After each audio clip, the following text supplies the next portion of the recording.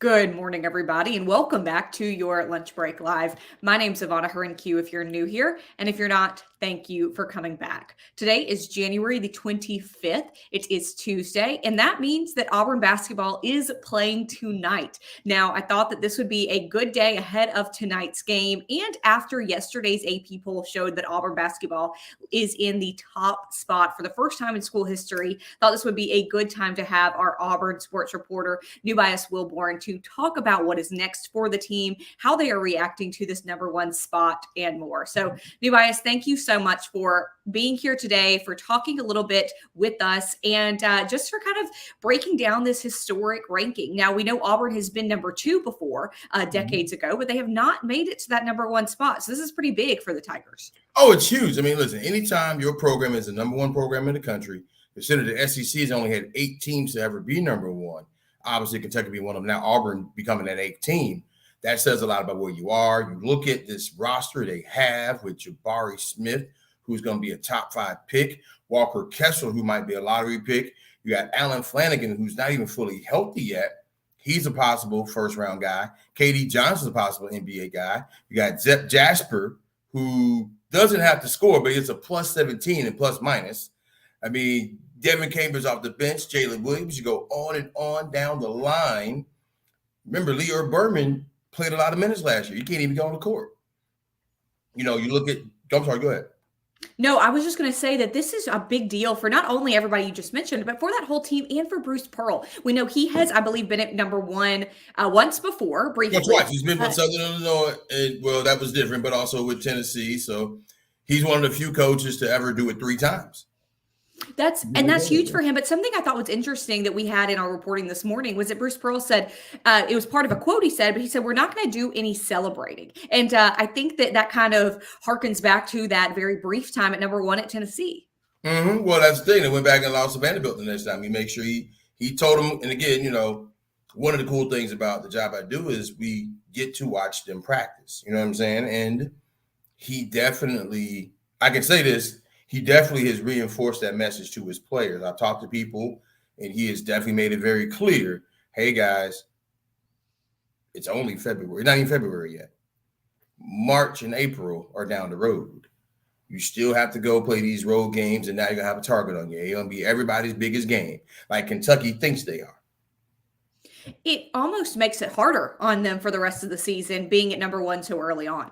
Well, absolutely, because everybody's looking at you. Everybody's preparing for you. You're going to be everybody's big game. Now, one thing that I've noticed with Auburn is their fans have been traveling very well. Also, another thing that I have to give credit to, I mentioned this last night in the Twitter spaces I was in, shout out to Auburn memes and all those people, is one of the things is I've seen Kentucky play about maybe 20 to 30 times in my life, different places. I've never seen that few Kentucky fans inside of an arena, ever. It is truly impressive. And I talked even people with Kentucky, they were shocked at how few Kentucky fans there were. Now, they came to town, but they couldn't get in the arena. That's a credit to Auburn and where they are right now. Look, Auburn fans, it has been said, especially basketball fans, they have showed up. They have showed up for years into that arena and for those games. Auburn does a great job of getting them good seats in the arena. So that is not really surprising, at least for those of us familiar with Auburn, that they're packing the stands, especially even more now that the Tigers are at number one. Now, something I want to mention as well is we talk about how they have not been at number one before. So it's a huge deal for Auburn, for Bruce Pearl, and for the team.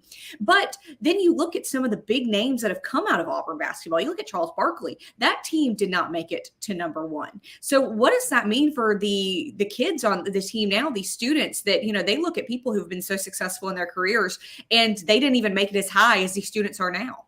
Well, I mean, but that's the thing. It's just been a slow build with Bruce Pearl. Give him a lot of credit for getting this program to a place to where players like, I mean, you have 2 McDonald's All-Americans on there with Walker Kessler and Jabari. You know, you look at a guy like Walker Kessler, his whole family played basketball at Georgia. He came to Auburn. You know what I'm saying? You look at Jabari Smith, he's probably a guy who would go to Georgia Tech or go to Georgia. He's at Auburn. KD Johnson played at Georgia. He's at Auburn. Dylan Carville's at Jasper. They're from Augusta, Georgia. They probably go to University of South Carolina or Georgia. They're at Auburn. Wendell Green, you get him as a transfer from Eastern Kentucky. He's at Auburn. you're getting to a point to where you're creating a place where people want to go, people want to be. And because the way Bruce Pearl runs it, where he'll play 9 or 10 guys, he keeps everybody happy by getting them playing time. And so guys want to play together. They aren't being selfish. And that takes a lot of work and a lot of effort. That's a credit to what Bruce Pearl, Stephen Pearl, Ira Bowman, that whole crew, Coach Pruitt, their support staff, as well as the fans in Auburn that have been good to the players when they come. So, yeah, it basically, players looking at it like, hey, whether I go to the NBA or not, I can build a successful life for myself by attending Auburn. And you mentioned that, and you mentioned all of the people coming in from out of state, and you really talk about the program that Bruce Pearl is building here and has built at Auburn over the past few years. And it is just something that's similar. If you look at it, take out the actual sport and the nitty gritty details, it's similar to what Coach Saban has built at Alabama. It is a program that attracts people from across the country. If they want to be in one of the top teams, that's always a contender for those recruits. And so Auburn is kind of making their name in that men's basketball territory there and making that program one that's enviable compared to other schools. Oh, absolutely. I mean, and that's a really big deal because, again, you're getting to a point to where you can beat Kentucky on recruits now, which didn't happen, which is why Calipari made some of the statements he made last night about that he's a little concerned, okay, because Kentucky might not be that dominant team going forward. Now, I mean, Kentucky's still Kentucky. They're still going to get players. Coach Cal is still one of the great coaches in college basketball. Very similar to Saban you mentioned. But, yeah, but what Bruce Pearl is doing is building something that people want to be a part of. And Bruce Pearl also is such an interesting character because, again, like Saban, it is a name that you know, and he is building almost a brand for himself. You look at him, we saw him in the stands at the football games this past season with Cam Newton. We see that he is just seems like he's always so into the culture at Auburn, and he is so much, he just seems like he enjoys himself all the time. And I think that fans see that, and they want to be a part of that. They want to support that. He's emotionally invested and financially invested. He owns businesses in town. You can find him pretty easily if you know where to go. He goes places. He will go to Mama Goldberg's and buy sandwiches for students. He really does try to ingratiate himself. If you catch him at Publix or wherever, he'll take a picture with you. He'll smile. He'll talk to you. He's that kind of person. He really is trying to connect. And the coaching staff as well. Well, and it's just interesting because you don't see that very often with especially these high profile teams and especially with the head coaches on these high profile teams. They are a little bit, typically a little bit more reserved, not as engaged, and not, like you said, just kind of roaming around campus, talking to people, taking selfies, buying lunch for people down the street. That's something that's, I think, kind of unique to Bruce Pearl, and it probably adds to that program that he's building that you mentioned. Oh, it absolutely adds to it. Because think about it. Anytime that you know you can get up with the head coach of the basketball team, you can actually have a conversation with him of the number one team in the country. That means something to people. Because, you know, not everybody can afford to get an Auburn, particularly right now. I mean, you have standing room tickets for $200, $300. I mean, you know, I have my favorite teacher in high school. Her name is Sharon Dershmer, and she's a huge Kentucky fan. She taught this class, the SAT prep class with words, and she's one of the first people to tell me, Nubyjas, you can do anything with words if you want to. If you want to have a career using words, you can do it. And by God, today I work for AL.com, a Pulitzer award-winning newspaper. And part of that was because of her encouragement. She's a Kentucky fan. We'll forgive her for that. Yeah, but you know, she went to Kentucky. That's where she went to school. You know, so she actually, unlike some people, she actually did graduate from there. So it's a thing, all right? Now, I was going to, you know, give her some tickets to the Kentucky game.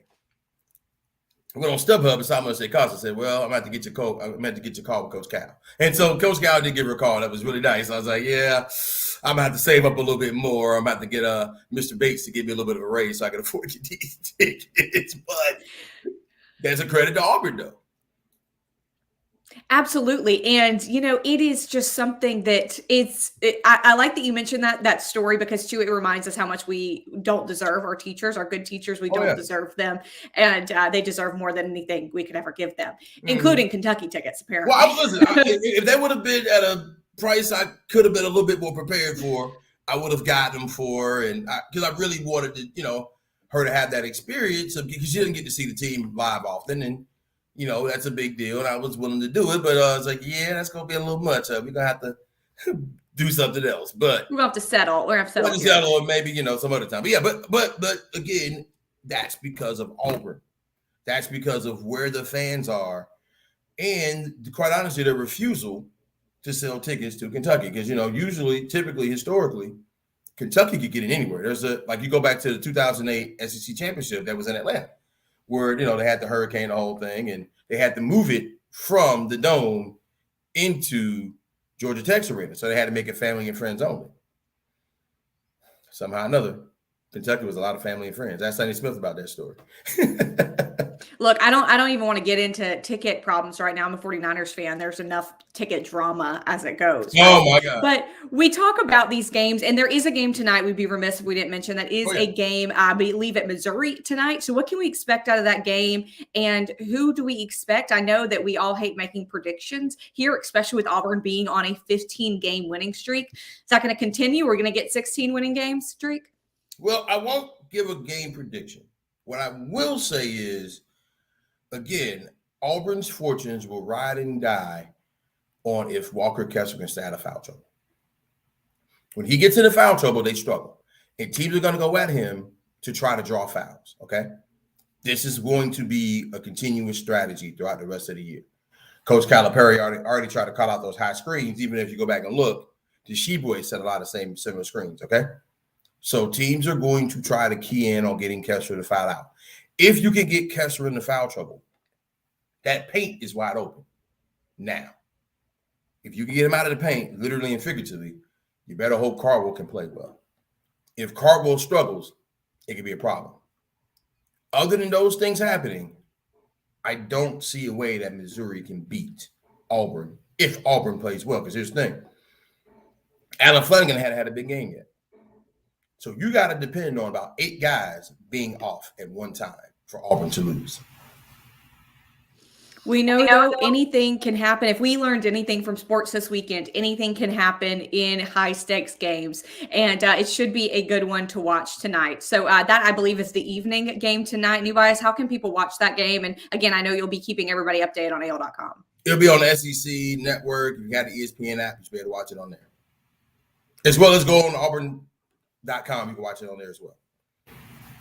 I know that is something that a lot of people are blocking off their whole evenings for. You got Carlotta saying Auburn is an everything school. I think a lot of people would agree with you. And also, I think a lot of people are maybe saying War Eagle for the first time here in a little bit. So great for the Tigers. They're being, again, at that number 1 spot. Nubyjas, I know that you and Tom Green and the rest of our sports staff will keep us updated on AL.com this evening and throughout the rest of the season. So it's going to be an interesting season for you. I think you got some fun months ahead of you.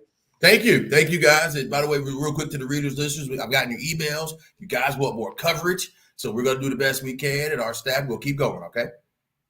Awesome. We love to see it. We love to read it. Thank you, Nubyjas. Everybody watching, thank you so much. We'll see you tomorrow.